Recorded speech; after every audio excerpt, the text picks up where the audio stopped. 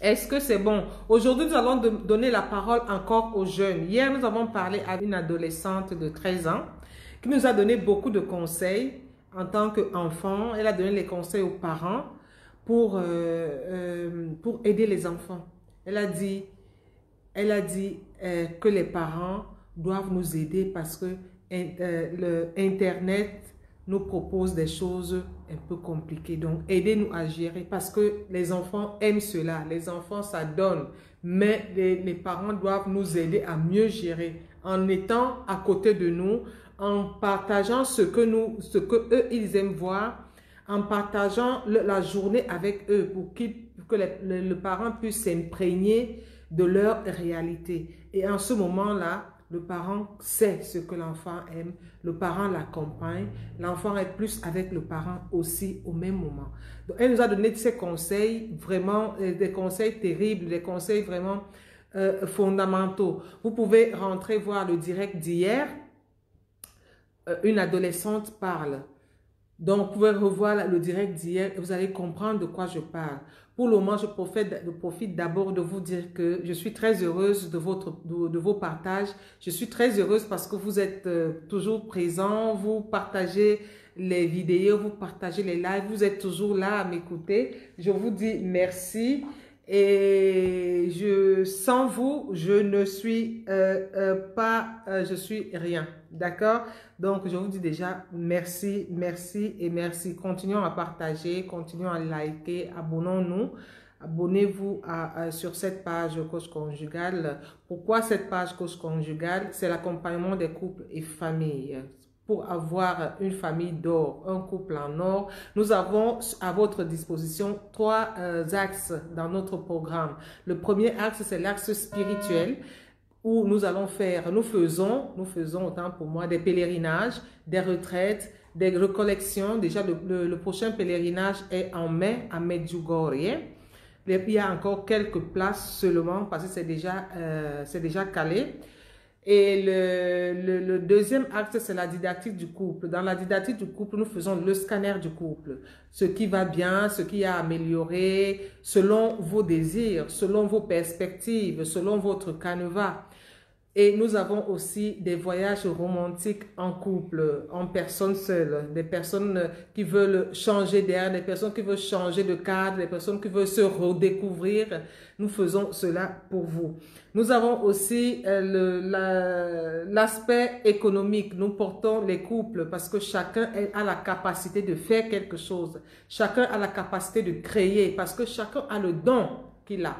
Et nul n'est sans don. C'est pas parce qu'on n'a pas d'argent, c'est pas parce que on n'est pas marié, c'est pas parce que non. Chacun peut faire quelque chose, je dis bien quelque chose. Et effectivement, dans ce cadre économique, nous avons notre site www.encuisine.it. Dans ce site, vous allez trouver le matériel électroménager pour nous-mêmes dans la maison, pour notre accompagnement quotidien, pour notre facilité en cuisine, pour notre ornement, pour nos ornements dans la maison. Vous allez trouver tout le nécessaire.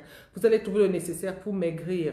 Comment maigrir tranquillement? Non seulement vous, mais toute la famille, les enfants qui sont obèses, le mari qui prend déjà un ventre. Il y a le nécessaire pour pouvoir utiliser facilement et utiliser bien, manger sain et rapidement pour pouvoir passer à autre chose. Vous allez aussi trouver le côté pro. Le côté pro, c'est quoi?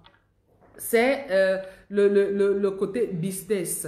Vous allez pouvoir trouver dans notre site des appareils qui vous permettent de créer du business ou alors améliorer votre business. Si vous aviez par exemple une unité de production des produits de beauté ou alors une unité de production des produits cosmétiques, oui, des produits pharmaceutiques ou alors les produits agroalimentaires, vous êtes servi. Parce que le matériel que nous vous proposons, c'est non seulement un matériel moderne, un matériel puissant, un matériel 100% italien où vous êtes en liaison directe avec les fournisseurs. Vous êtes en liaison directe avec le fournisseur.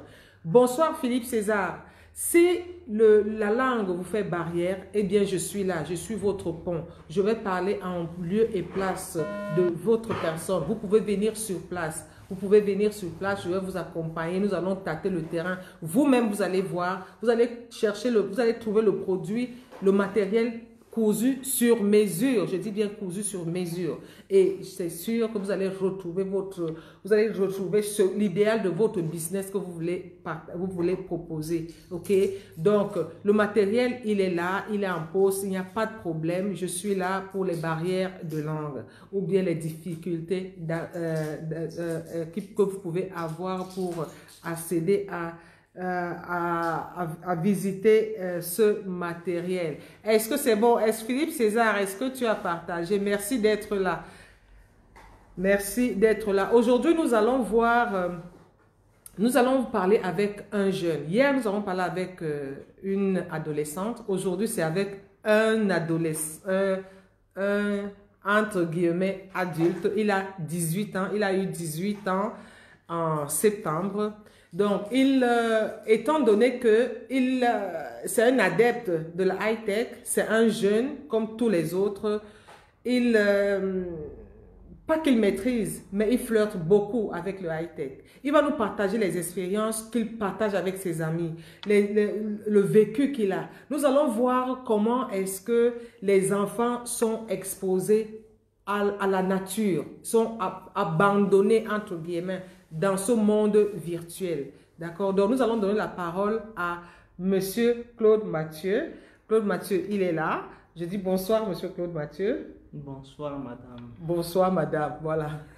Ça commence bien. Bonsoir, madame. Bonsoir, Monsieur Claude Mathieu. Alors, aujourd'hui, tu vas nous dire quelque chose. Tu vas nous partager les réalités que tu vas nous partager. Pourquoi est-ce que tu veux que le parent aujourd'hui sache certaines choses? Donc, de quoi est-ce qu'on peut commencer? Dis-nous, pourquoi tu parles tu veux nous dire ce que vous vivez avec les nouvelles technologies aujourd'hui, pour que le parent fasse quoi? Pour que le parent soit averti, pour que le parent soit plus prudent, ou bien pour qu'on sauve les enfants. Pourquoi tu veux intervenir dans ce domaine-là aujourd'hui? C'est un aspect très important dans la vie familiale. J'espère que est-ce que vous me suivez? Si vous me suivez pas, il parle un peu plus fort. Ou bien tu viens t'asseoir ici, on ne va pas te voir. Oui. Tu parles un peu plus fort, s'il te plaît. Dis à Monsieur Claude Mathieu. Monsieur Claude Mathieu, il a dit que je l'appelle. Donc tu parles un peu fort, s'il te plaît. Okay. Est-ce que vous avez... Philippe César, est-ce que tu m'entends? Est-ce que tu entends Claude Mathieu parler? Hey, tu attends Monsieur Claude Mathieu parler. Ok, vas-y. Bon, donc reprends. Pourquoi est-ce que tu voudrais que les parents sachent un peu ce que vous faites derrière dans vos téléphones, là, dans vos computers? Alors c'est un aspect très important, mais là maintenant, dans questa era. En ce moment. Et je peux d'abord commencer par dire que, comme je vois dans le monde, non? Oui. Même aux États-Unis, en France, même ici en Italie. Oui. Les parents donnent un ordinateur, donnent un ordinateur ou un téléphone très tôt aux enfants. Ah, donc les parents, attends un peu, hein. Viens ici là, viens ici. Ici c'est mieux parce que là tu es... Donc, alors Claude Mathieu est en train de dire ceci. Certains parents donnent le téléphone très tôt aux enfants. Très tôt pour toi, ça veut dire quel âge? Même à 5 ans. Ah, 5 ans. Okay. Il y en a, hein? Oui. Et tu trouves que c'est pas bien de donner un téléphone à un enfant à 5 ans? Non. Ok. Je ne sais pas si tu te rappelles quand je disais toujours, maman, je veux le téléphone. Ah, oui. Quand j'étais petit, peut-être. Oui, tu étais petit. 8 ans. Mais toi, tu as toujours aimé le téléphone. Parle un peu fort, hein. Parle un peu fort pour que M. Philippe César, parce que lui, là, il doit déjà... il dérange parfois. Oui. Donc, quels sont les dangers alors que vous rencontrez quand vous êtes face à cette nouvelle technologie? Qu'est-ce que vous rencontrez? Quelles sont les expériences qu'on vous propose? Qu'est-ce que vous faites avec le téléphone et le computer? Quand on est petit, on on fait tout genre de choses. On ne pense pas vraiment. On va faire par exemple, comme je suis petit, je peux même faire des jeux, comment dire, qui quand même éduquent l'enfant. Les jeux qui éduquent, oui. Mais si on laisse trop l'enfant, il va aller un peu loin. Oui, il peut jouer, il peut faire des petits jeux qu'on fait même à l'école. Mais si on le laisse trop, il peut aller là où il ne devrait pas aller, dans les zones quand même des adultes. Il peut voir des choses même violentes. Ah, les choses violentes. Est-ce que les choses violentes pour les enfants, qu'est-ce que ça vous... Quel est l'impact que ça vous fait dans la tête quand vous regardez les films violents ou bien... oui. C'est pas une chose qui se passe dans beaucoup d'enfants. Moi, j'ai la chance que quand moi je regarde les choses violentes, je dis que oui, c'est violent, mais après 2 secondes, j'oublie. Pas que j'oublie, mais ça me fait pas trop de peur, voilà. Parce que moi, j'ai regardé même ça quand j'avais 10 ans. Mais je me rappelle aussi quand j'avais 8 ans, 7 ans. Je t'avais aussi dit ça quand je regardais des programmes là où il y avait les accidents des avions. D'avion, oui. Quand même, ça m'a impacté parce que je ne voulais jamais aller dans les avions. Oui, c'est vrai. Donc, ça a réagi en toi. Et c'est la même chose que quand vous êtes devant votre computer, devant votre... dans votre téléphone, vous entrez dans des programmes où les gens vous proposent des choses. Par exemple, qu'est-ce que les gens vous proposent que vous ne dites pas aux parents directement et vous restez là à collaborer avec ces genres de personnes? Quelles sont les expériences que toi, tes amis, ou bien que tu as lu quelque part, qui pour toi sont vraiment dangereux, qui peuvent empiéter sur la vie des enfants, des adolescents? Je crois que dans la chose que tu parles là maintenant, les amis sont sont grands facteurs. Les amis sont un grand facteur, oui. Parce que tu aimes tes amis, tu peux parler avec eux même des choses que tu peux parler avec tes parents. Mais pas grand chose quand même. Tu as vu la fille là, tu vois comment elle est belle, petites choses comme ça, qui peuvent aussi aller dans la drogue, même la cigarette. Parce que moi, je n'aime pas la cigarette, pas du tout. Je ne peux même pas penser à ça. Ou même boire les choses alcooliques. Moi, j'ai bu ça. Et j'ai encore la chance que je n'aime même pas ça. Il a bu, hein. Il me dit ça. Maman, j'ai bu. Alors, une chose, hein. Bon, il y a une différence entre quand un enfant fait quelque chose pour essayer et un enfant fait quelque chose parce qu'il se cache. Parce que quand il a bu, par exemple, il me dit que maman, j'ai bu l'alcool. Parce qu'il est parti à un anniversaire, c'est un jeune garçon. Il est parti à un anniversaire et les amis et tout. Non, Claude, prends. Bonsoir, mon apathy. Oui, c'est ton neveu. Bonsoir, mon apathy. Donc, prends. Dès qu'il a bu, il est rentré à la maison. Il a dit, maman, j'ai bu le vin. Et ça m'a tourné la tête. Bon, ce sont des expériences que les enfants doivent aussi vivre. Ce sont aussi d'étouffer nos enfants. Parce que ce sont des expériences, par exemple, bon, dans ce cas, il n'a pas trop bu, il a essayé, il a vu que ça ne donne pas. Il est rentré, non seulement il a dit. Et après, je suis sûre qu'il ne peut plus boire, il ne peut plus avoir du plaisir à boire. Quand il sera adulte, peut-être il va prendre un verre de vin et tout, et ça sera autre chose. Mais étant enfant, parce que qu'est-ce qui se passe? Étant enfant, ils sont jeunes, ils boivent, et puis ça peut aller dans tous les sens. Voilà la peur que nous avons les parents. Voilà la peur. Mais il faut que l'enfant sache que le vin existe. Les effets du vin, c'est ceci, c'est cela. L'enfant doit le savoir. Lui, il le savait déjà, on le lui a proposé. Il a dit non, mais après il a pris. Mais il a dit, ce n'est plus bon. Donc pour toi, par exemple, non, quand un enfant, vous êtes dans votre monde là, vous causez, est-ce qu'il y a des applications, des chaînes que vous allez voir que tu trouves dangereux pour les enfants?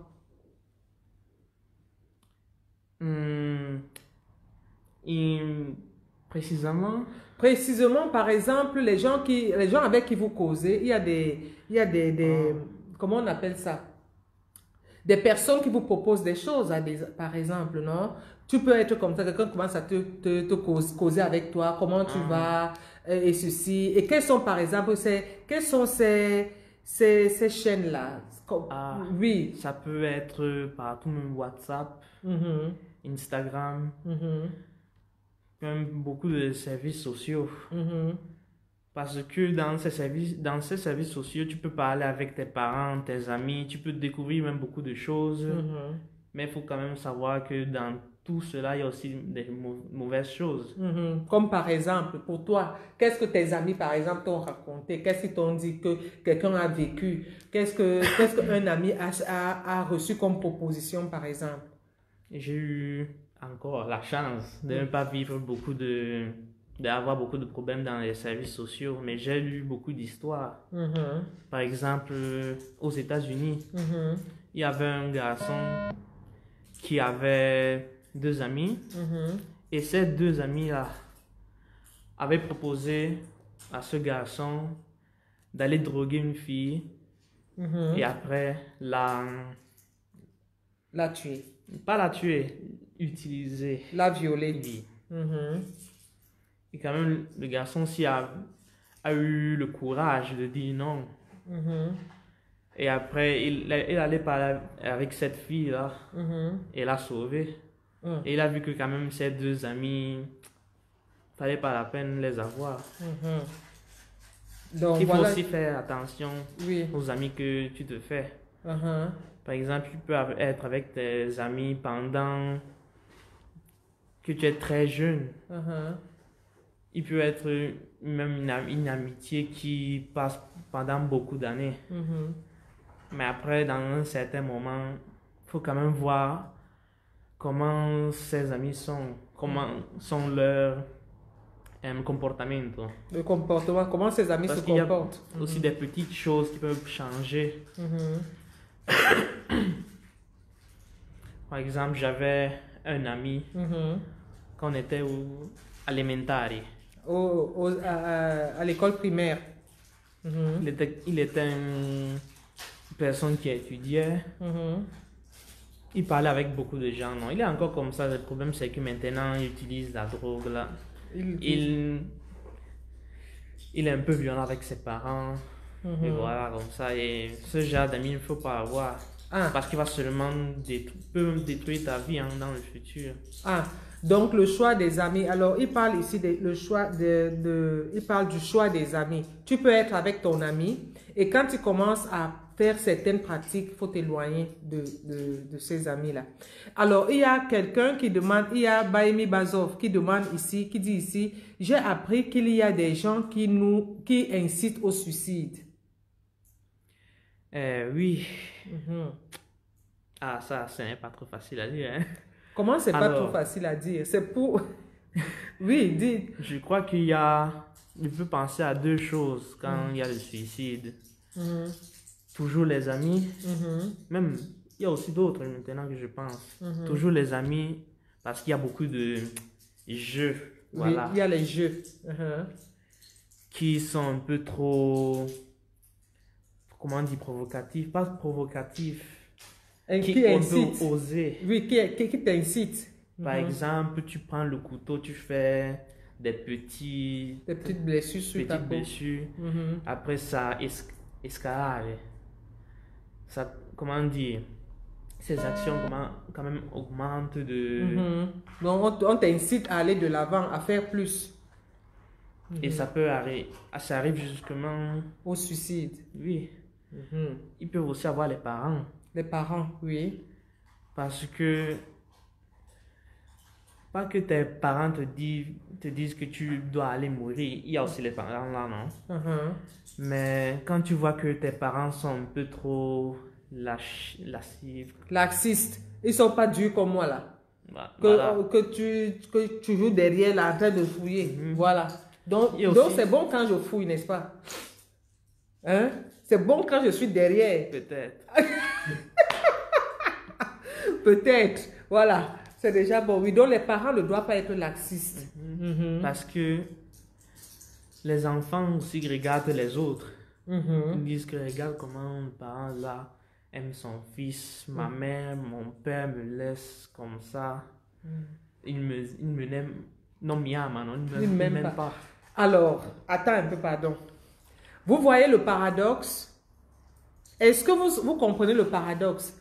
Donc, entre amis, les enfants qui sont plus guidés par les parents sont admirés par les enfants qui ont tout chez eux. Pourquoi? Parce que cet enfant qui a tout chez lui, qui fait tout, qui est autorisé à faire tout, se dit que ses parents ne l'aiment pas. Vous voyez le paradoxe des enfants? C'est un enfant qui parle, il vient d'avoir 18 ans.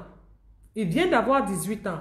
Et c'est pourquoi je dis, tu vois, dire non à son enfant, aujourd'hui, il va pleurer. Demain, il va comprendre que papa m'a dit non, maman m'a dit non parce qu'elle m'aime. Parce qu'il m'aime. Vous voyez? Donc, l'enfant, à la fin, dit que mes parents me laissent, me donnent de... Donc, il trouve que le parent remplace son autorité parentale par le téléphone, par le computer. C'est ça, non? Donc, l'enfant est laissé à abandonner à lui-même. Ça, c'est un paradoxe.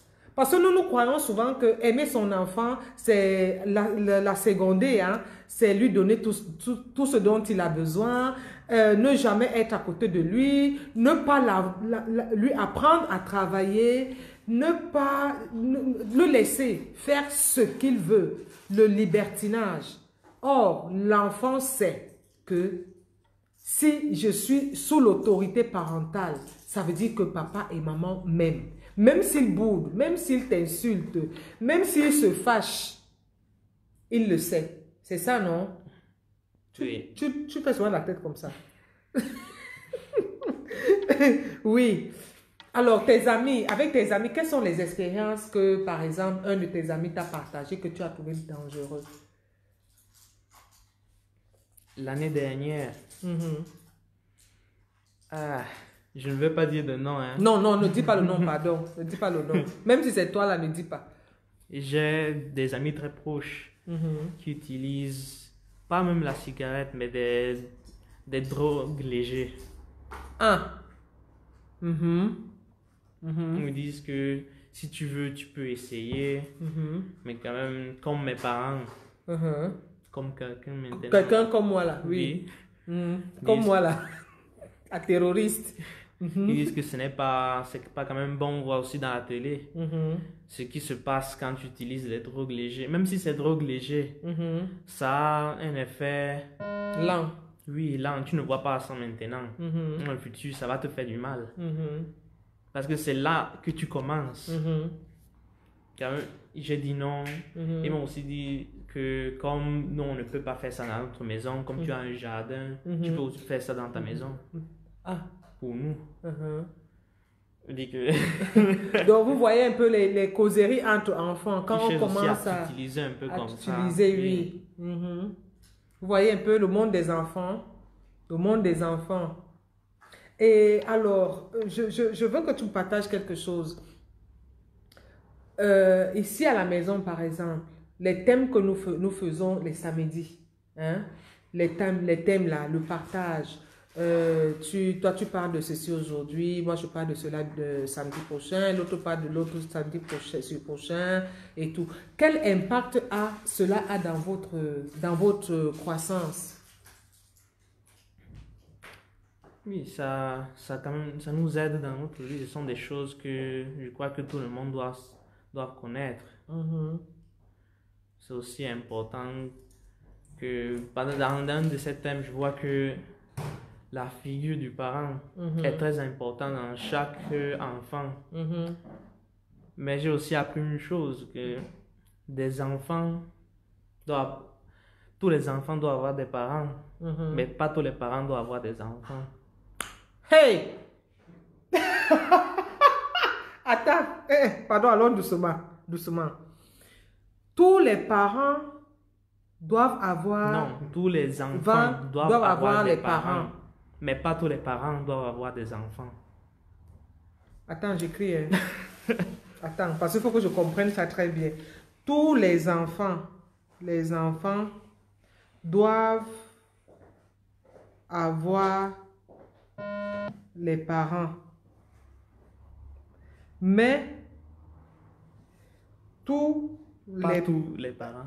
Mais pas tous les parents. Mais pas tous les parents doivent avoir les enfants. Maman, ça j'ai appris aujourd'hui.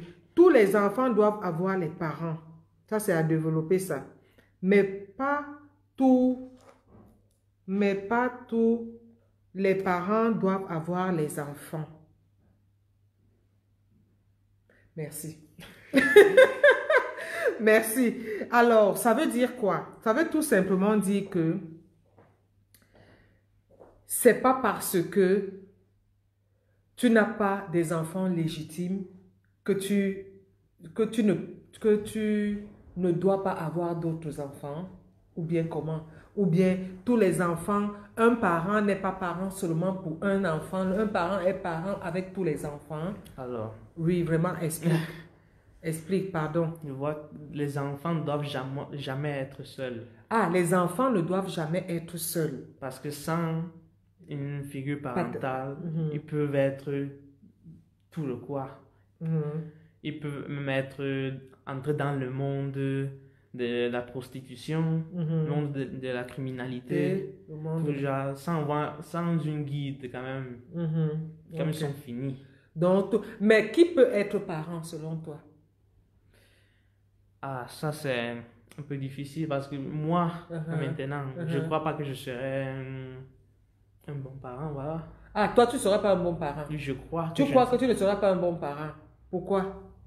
Je vais découvrir quelque chose ici aujourd'hui. Pardon, dis-moi chérie, dis-moi. Tu ne seras pas un bon parent, pourquoi? Parce que tu trouves qu'élever les enfants, c'est difficile. Non, je sais que c'est difficile. Ah, c'est difficile déjà, oui. C'est une très grande responsabilité.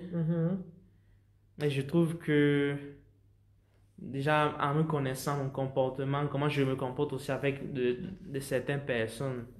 Parce que je trouve aussi que je suis un peu trop doux avec ma soeur. Ah, tu es trop doux avec ta soeur. Ah, on vous fait souvent le Congo, ça sur moi là. Oui. Ah, donc tu sens que tu ne peux pas, alors, non, je ne comprends pas ton pourquoi mon est parti. Je ne comprends, parce que moi-même je suis perdu ici, je ne comprends rien. Donc aide-moi, si tu dis le pourquoi, si tu parles bien là maintenant, peut-être ça va aussi m'éclairer. Donc, donc tu veux dire que être parent, déjà, c'est pas facile. Ok.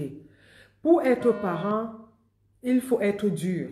Parce qu'il faut savoir dire non à l'enfant. Ok. Donc, toi, comme tu n'arrives pas à dire non, ça veut dire que tu risques de ne pas être un bon parent.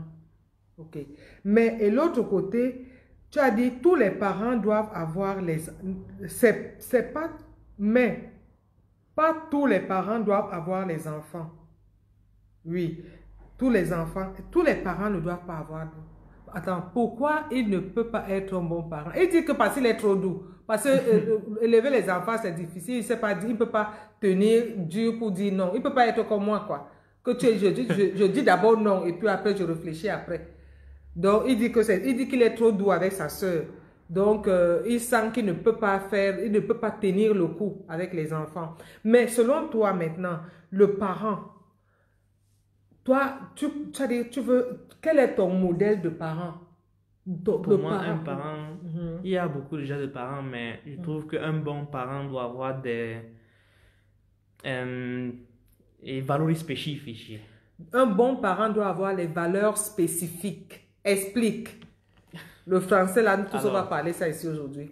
Comme tu dis, il doit être pas trop dur, mais quand même, il doit savoir que il doit savoir dire non quand l'enfant est en train de faire très, très mauvaise chose. Quand même, il sait que il peut faire ça dans ses enfants, pour l'enfant, hein?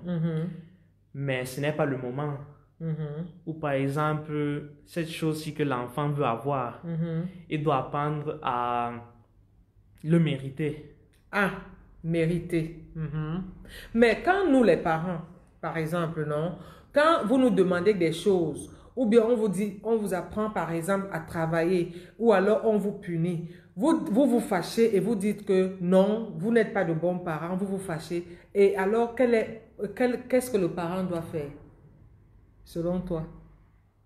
Parce que j'ai vu des enfants, il y a des enfants qui sont partis de la maison parce que les parents ont dit non. Il y a des enfants qui, parce que le papa a dit non, maman a dit non, ils vont se retourner de l'autre côté et ils vont s'enticher une relation qui devient dangereuse. Quand le parent dit non, il ne doit jamais laisser l'enfant comme ça après avoir dit non.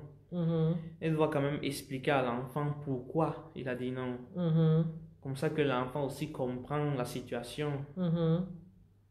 Je ne sais pas prendre un exemple là maintenant. Non, prends sur moi, papa, vas-y. Moi, par exemple, quand je dis non, là, je fais comment? C'est souvent comment? C'est souvent.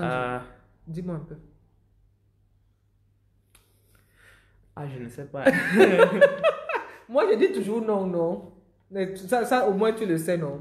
Bébé. Je dis souvent non.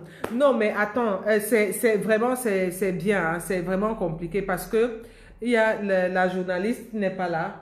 La journaliste est en train de faire ses devoirs parce que si elle était là, je suis fière de toi. Oh, super. Il y a la journaliste, parce que si elle était là, elle allait plus débiter encore là. Papa parle. Non. Moi, je dis, éduquer les enfants, c'est une grâce, c'est un don de Dieu. C'est un don de Dieu.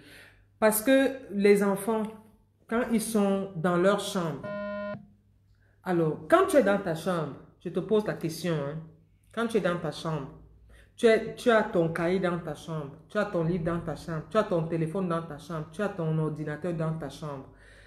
Tu te sens responsable de toi-même ou alors tu attends que maman vienne ouvrir la porte pour glisser le téléphone ou bien pour faire semblant d'étudier. Quel est l'impact? Quelle est la présence? Quand tu es dans ta chambre, tu penses à quoi? C'est-à-dire quand tu veux le faire ou bien quand tu es en train de le faire. Parce que je veux rentrer dans la psychologie de l'enfant. Je veux comprendre un peu.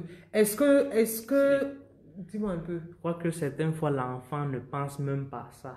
Ah, l'enfant ne pense pas à ça, oui. Il veut juste faire ce qu'il désire faire là. Il veut faire ce qu'il désire faire sans penser aux conséquences. Mais quand on vous rappelle donc les conséquences, ça vous énerve? Ou bien... Oui, ça nous énerve. Oui. Mais quand même, il faut qu'on apprenne que... C'est une bonne chose pour vous. Oui, c'est une bonne chose pour nous. Donc, pour vous énerver, c'est normal. Mais après, tu comprends que je ne dois pas le faire. Et c'est pas une chose que tu comprends quand ton parent dit ça une fois. Voici pourquoi les parents doivent toujours parler. Répéter 1, 2, 3, 4, 5. Vous voyez alors la croix. Le parent doit toujours parler. Le parent doit toujours parler. Et quand je parle beaucoup, tu dis, oh, la femme, c'est... Oh. Parce que c'est aussi vrai. Mais maman, quand tu laisses les choses importantes là, tu parles beaucoup. Oui. Je parle beaucoup. Ce n'est pas les choses importantes. Par exemple, comme Mathieu je dis non, laissez ça. Je parle beaucoup. Mais tu as dit que les parents doivent toujours parler, non? Oui. Entre papa et moi qui parle beaucoup. Il n'y a pas de réponse. Parce que tu connais déjà la réponse. Entre papa et moi qui parle beaucoup. Oui, chérie. C'est ça. Hein? Il faut que l'un des partenaires complète l'autre. Papa, lui, ne parle pas beaucoup. Mais il agit. Mais quand il parle, c'est chaud. Oui. Voilà. Donc, mieux moi qui parle tous les jours, là. Tu me regardes, moi, tu dis que les femmes, si pardon, parle ta chose. Vérité. Oui, c'est vrai. Tu dis que parle, même comme ça. Après ça, Quand je vais venir là, te faire un bisou, ça passe. C'est comme ça, c'est fini là. Oui, la responsabilité des parents. La responsabilité des parents. Mais aussi les parents. Il faut qu'ils ne soient pas trop dedans la vie de l'enfant. C'est-à-dire? Que l'enfant doit quand même faire expérience de certaines choses. De certaines choses. Et quand c'est grave, quand on peut pas récupérer, on fait comment, chérie? Ça dépend, hein. Ah, ça dépend.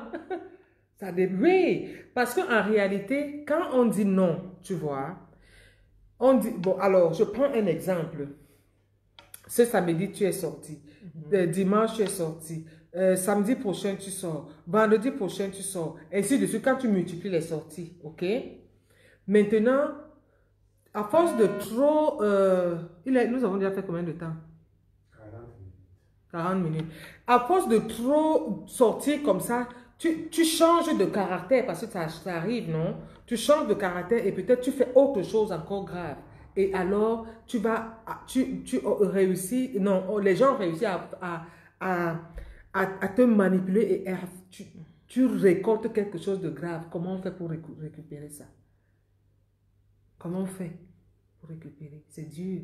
C'est pourquoi on met les barrières très très hautes. On met les barrières hautes et on met les barrières très tôt pour qu'on puisse vous faire comprendre. C'est vrai. N'est-ce pas, tu as ta chambre, non? Oui. Tu fais comme tu veux là-bas, non? Oui. On t'a laissé, non? Donc là, maintenant, toi-même, tu mesures un peu la responsabilité que tu as, non? Ça te fait plaisir, non? Quand je dis souvent que, papa, quand tu n'étais pas là, j'avais dit à papa, quand tu n'étais pas là, moi, j'étais ici, en paix ici à la maison parce que c'est Claude Mathieu. Claude Mathieu t'a valablement remplacé. J'avais dit ça à papa. Parce que tu étais le père de famille en ce moment-là. Parce que c'est toi qui gérais tout. Tu te rappelles quand tu es sorti de l'hôpital. Donc, c'est un peu te donner la responsabilité. Donc, il faut savoir que maintenant, tu as 18 ans. Les choses, maintenant, tu sais ce que tu dois faire. Donc, on ne peut plus trop être sur toi. Mais quand tu as un certain âge, il faut que les parents sachent que quand il faut faire la descente sur le terrain. La descente sur le terrain, c'est quoi? Aller fouiller, aller regarder. Qu'est-ce qu'il a fait aujourd'hui? Qu'est-ce qu'il a mangé? Et tout. Parce que si quelque chose t'arrive, il faut que moi, je sois capable d'expliquer. Tu vois? Mais je crois qu'il y a aussi une différence entre être protectif avec ces méthodes, mais être aussi hyper protectif. Ah, moi, je suis hyper protective. Non, tu n'es pas hyper protectif. Ok. Parce qu'il y a vraiment des parents qui harcèlent les enfants. Ils sont trop dedans, ils ne laissent pas quand même... L'espace. Oui, ils ne laissent pas l'espace, toujours dedans. Avec tes amis, toujours là. Parce que quelquefois aussi, les parents doivent aussi voir l'enfant. Par exemple, là maintenant, comme je suis 18 ans, je ne veux pas quand même que tu viennes avec mes amis. Moi, je parle avec mes amis. Toi, tu es là derrière moi. Oui. Non, il y a les parents comme ça. Ou par exemple, même les choses que tu crois qui sont bien. Par exemple, que je dors. Tu es toujours là. Comment dit, comment ça va? Non, quand même, tu crois que ce sont des bonnes choses, mais... C'est trop. C'est de petites choses qui peuvent être trop pesantes, voilà. Donc, parce que je comprends donc que quand les parents sont trop présents comme ça, comment tu vas, tu as mangé quoi, et ceci et cela, ça fait que tu cherches à t'éloigner un peu tu te crées ton monde et là tu t'évades dans autre chose qui peut être bien, qui peut être aussi que tu crois. Non, je dis l'enfant. Parce que quand tu es trop derrière l'enfant, à un moment donné, l'enfant cherche à s'isoler de toi et faire autre chose. Oui. Et là, l'enfant peut faire le bien, peut faire le mal, tu vois. Ok, mais qu'est-ce que tu donnes donc comme conseil aux parents là maintenant par rapport aux technologies, ces téléphones, ces computers? Est-ce que, comme cela disait hier, est-ce que tu es d'accord avec son point de vue que les enfants, les parents doivent doivent regarder certaines émissions, doivent être beaucoup plus avec leurs enfants dans ce que eux ils font. Dans ce qu'ils font, ben oui. Parce que je trouve aussi qu'on peut aussi avoir, enfin, en faisant ces choses dans la famille, on peut créer un très bon ambiance. Une bonne ambiance. Oui, on peut aussi trouver des choses qu'on peut continuer à faire pendant même les années. Même aussi des petits jeux comme ça, que moi si j'aime ça. Tu aimes ça, papa aime ça, on continue à faire ça, on crée comme ton jeu, un rapport. Ton jeu avec les choses qui sont là, c'est quoi? On appelle ça comment? Attends, que j'ai acheté là. Oui. Waramer. Waramer. Ce que je te parlais là. Oui.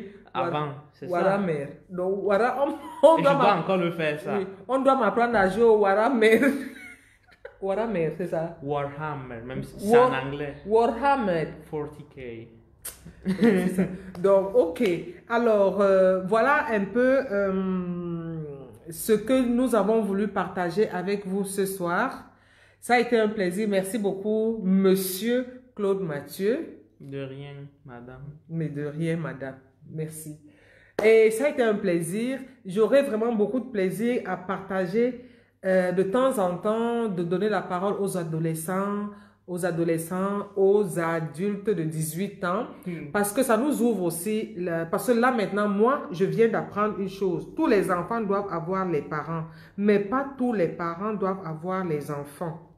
C'est très profond, je crois que je vais peut-être parler de ça un beau matin, je vais approfondir cela et je pense qu'on va en discuter. On va en discuter un jour. Ça, j'ai appris ça ce soir. Et j'ai aussi appris qu'il ne faut pas trop être à côté de l'enfant. Tu as mangé, tu te sens bien, tu as mal à la tête, tu as mal au bras, tu as ceci, tu as cela. Qu'on laisse aussi les espaces, on laisse aussi à l'enfant, l'espace à l'enfant de pouvoir s'exprimer. Et parfois même laisser l'enfant se brûler. N'est-ce pas? C'est ce que tu as dit, non? Oui. Oui, qu'on laisse aussi, non, c'est vrai, qu'on laisse aussi l'enfant se brûler. Parce que chez nous, à l'époque, quand tu disais, on te dit, faut pas aller à côté du feu, faut pas aller à côté du feu. À un moment donné, la grand-mère prend ton doigt, elle met ça au feu. Quand ça te brûle, la prochaine fois, quand tu vois le feu de loin, tu ne t'approches plus. Donc, il y avait ce genre de petite formation-là où on amenait l'enfant à comprendre que ça fait mal. Et il faut que l'enfant comprenne bien que ça fait mal, il faut que l'enfant se brûle. Donc, le high-tech, c'est bien pour les enfants. Ça crée une relation virtuelle avec les amis, avec la famille et tout. Les nouvelles technologies, on les découvre tous les jours.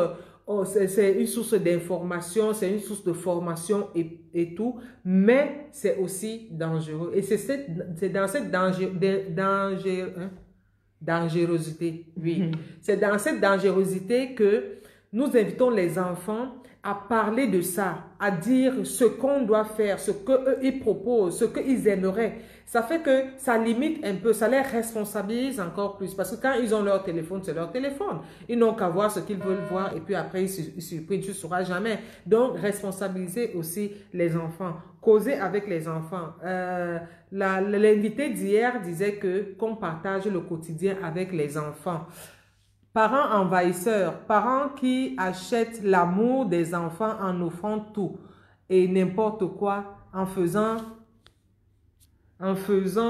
des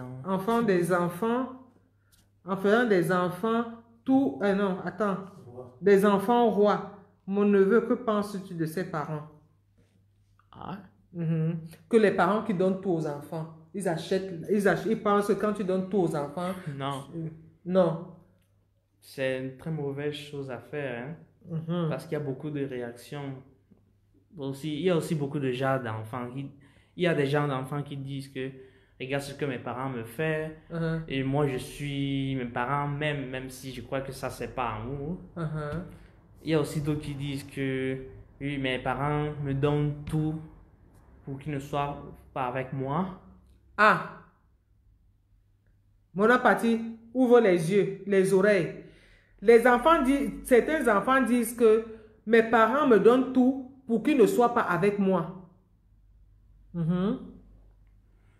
Et je peux dire seulement que quand tu veux donner quelque chose à un enfant, il doit apprendre à le mériter. Ou par exemple, quand tu es quand même content de ton enfant, tu peux aussi donner des cadeaux, mais pas tout le temps. Parce qu'il y a aussi des enfants que je vois, oh mon Dieu. On apprend tous les jours. Ok. On a parti. J'espère que tu as compris l'affaire là. J'espère que tu as compris. Bon, élever les enfants, c'est un don de Dieu. Prions pour nos enfants. Prions pour nos enfants. Que nos enfants soient sages.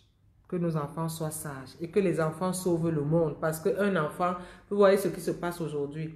Avec tout ce qu'on nous montre, ça, ils ont accès à tout. Un enfant peut choisir d'exterminer 10 personnes, 14 personnes, ses parents, ses amis et tout facilement. Mais ça dépend de la base. La base, mettons toute notre énergie pour éduquer nos enfants, mais que la grâce du Seigneur nous accompagne. Nous allons nous retrouver demain à 19 h avec un autre thème. Et ça a été un plaisir de partager avec vous. Nous nous retrouvons tout à l'heure à 21 h pour la prière des complis. Entre-temps, nous allons nous retirer un instant pour faire notre prière des vêpres en famille. Je vous dis merci. Merci d'avoir partagé. Merci d'avoir été là. Nous nous retrouvons à 21 h. OK? Allez. Merci, Monsieur Claude Mathieu. Et ça a été un plaisir. On me fait comme ça là.